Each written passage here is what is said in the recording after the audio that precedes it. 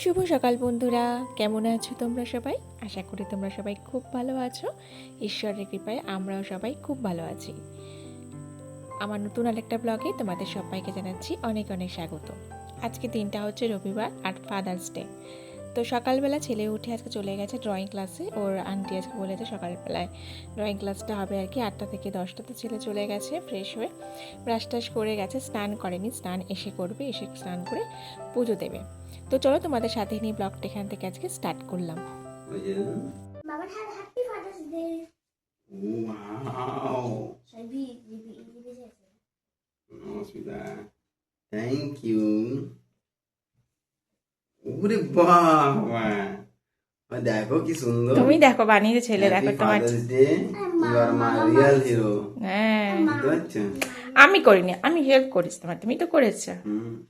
দেখো বাবা কি সুন্দর, অনেক একটা জামা নতুন বানিয়ে দিয়ে আমাকে বুঝিয়ে দিন। দেখো, এটা সামনে করে দেখাও।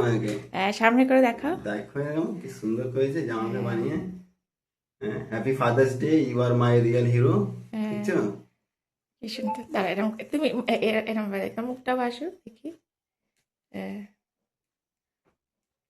দেখেছো কি সুন্দর তৈরি করেছে।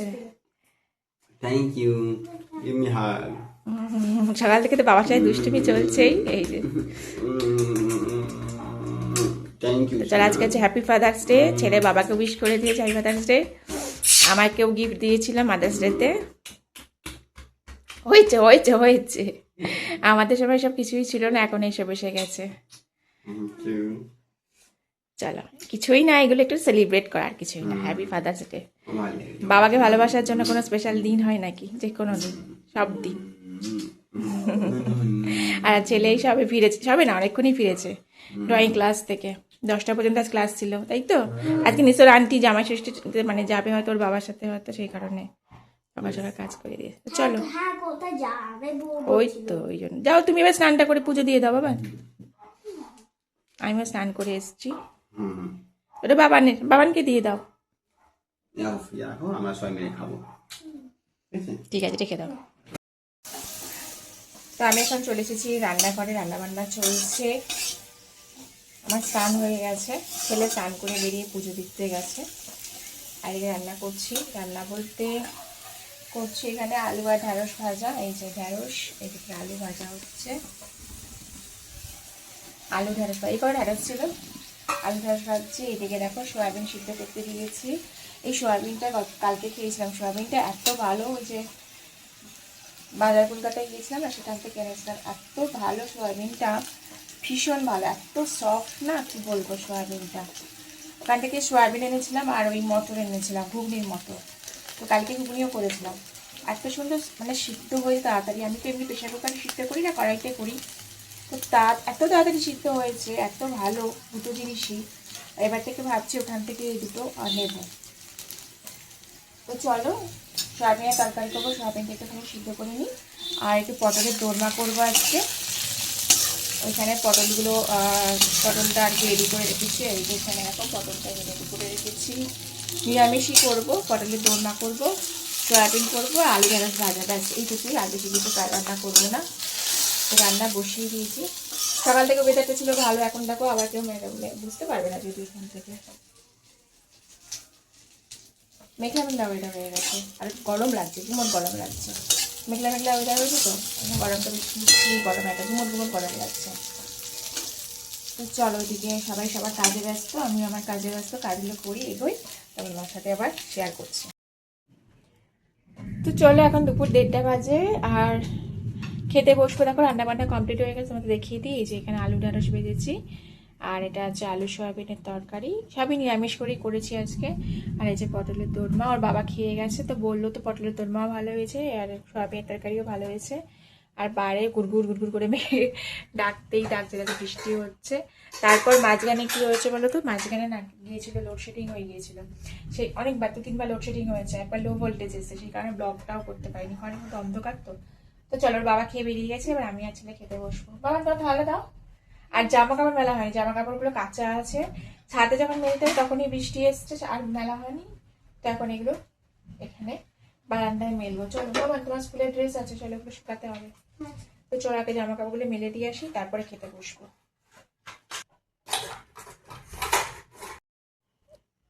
কে করেছে এগুলো? P P Piklu. চিকু এই যে বাঘ উল্টে পড়ে আছে, এখানে বাঘকে ধরাশায়ী করে নিজে এখানে ধরাশায়ী হয়েছে, তাই তো? দুষ্টুমি করেছিস তো তুই? দুষ্টুমি করে বসে ফেলেছিস? খেলা করেছে, খেলা করে ওই ফেলে দিয়ে এবার এমনি শুয়ে আছে। দাও তুই ওটা ওর কাছে দাও। চিকু কিন্তু খেলেছে। ওই এটা বেশি বদমাশি করে, এটা চিকু নিয়ে খেলে না, তাই ও নিয়েই খেলা করে এইগুলো নিয়ে। এই সফট টয়গুলো নিয়ে ও খেলা করে, যত সফট টয়গুলো আছে দাঁত দিয়ে কামড়ে কামড়ে কামড়ে কামড়ে খেলবে। চিকু তো হবে তেল আর সব থেকে বেশি খেলা করে কোনটা নিয়ে জানো? এই যে হনুমান একটা আছে, এইটার লেজ ধরে ধরে টেনে টেনেও খেলা করে, মানে নামিয়ে দিতে পারে, যে নামিয়ে দেওয়া হয় তখনও খেলা করে। দেখো এখন কেমন লক্ষ্মীও শুয়ে আছে, ভাজা মাছটি উল্টে খেতে জানে না। চলো, ছেলে জামা কাপড় মেলবে, ও হাত পায় যতটুকু পায়, পড়ে যাবে বাবা, জল ফল আছে, আমি দিচ্ছি, দাঁড়াও। দেখো, ও মেলবে, নাও এটাও দিয়ে দাও। এইগুলো গামছাগুলো আগে পাতলা আছে, এগুলো আগে শুকিয়ে গেলে, আস্তে দেখে শুকিয়ে গেলে তারপরে না অন্য জামা কাপড়গুলো মেলা যাবে। দেখে কিন্তু, পা দেখে সাবধানে, পাটা দেখে এগোবে না আর।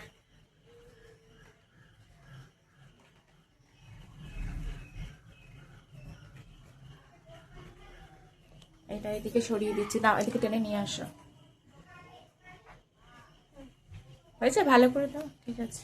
তোমার স্কুলের এটা মেলো আগে, না টাইটা এখানে মেলে দিই, তোমার স্কুলের এগুলো আগে মেলো, ও অন্যগুলো না শুকালেও চলবে।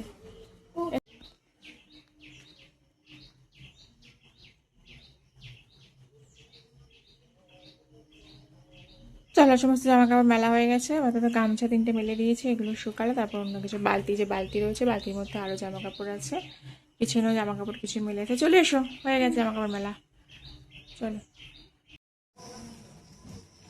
টাটা। টাটা। সামনে থেকে যাও।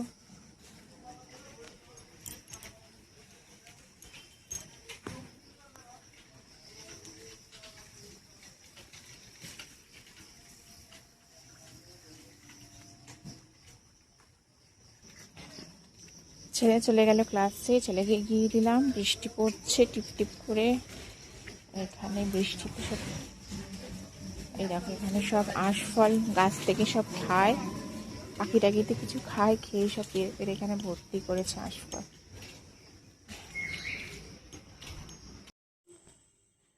তো এখন দেখো সন্ধেবেলা না, অনেকটাই রাত, মানে সন্ধ্যের অনেকটা পরেই, এটা সন্ধেবেলা চাটা আমার খাওয়া হয়ে গেছে, ছেলে ক্লাস থেকে ফিরে এসছে, তো সন্ধেবেলা একটু হালকা খিদে পায়, তো আমি আর ছেলে ভাবলাম চলো আজকে একটু আলু মাখা খাই, আলু মাখা বা আলু কাবলি যাই বলো, ঘরে এইভাবে তৈরি করে নিচ্ছি।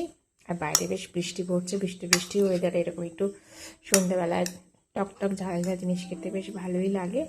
তো তারপর আলু নিয়েছি, এর মধ্যে আলু, শসা কুচি, লঙ্কা কুচি, লবণও দেওয়া হয়ে গেছে এর মধ্যে, আর এই দেখো ছোলা মটর সিদ্ধ, এটাও দিলাম। আর যেটা দেবো হচ্ছে, এটা হচ্ছে এই যে তেঁতুলের টকটা দিয়ে দেবো, দিয়ে এটা বেশ ভালো করে আগে মাখবো, তারা আগে মেখে নিই ভালো করে, ভালো করে এটাকে মেখে নিচ্ছি একদম। জানি না কীরকম খেতে হবে, দাঁড়া অল্প করে একটু শুকনো লঙ্কার গুঁড়ো দিয়েছি, আর কাঁচা লঙ্কাগুলো আমি খাবো, ছেলে কাঁচা লঙ্কা খাবে না। এটা পেঁয়াজ দিলাম না, এমনি নিচ্ছি, পেঁয়াজ দিচ্ছি না এর মধ্যে। তারপর তো মাখিয়ে মেখে একটু টেস্ট করি কেমন হয়েছে।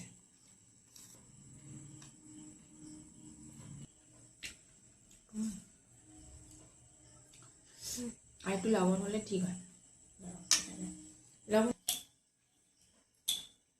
একটু না সল্ট দিয়ে দিই।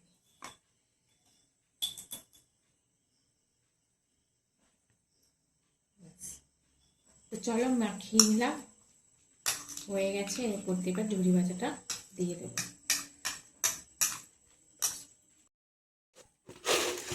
চলো রেডি হয়ে গেছে, এরপর একটু এই যে একটু ঝুড়ি ভাজা ভুজিয়া একটু ছড়িয়ে নিচ্ছি, আর এর করে এই ভুজিয়াগুলো খেতে না দারুণ লাগে আমার।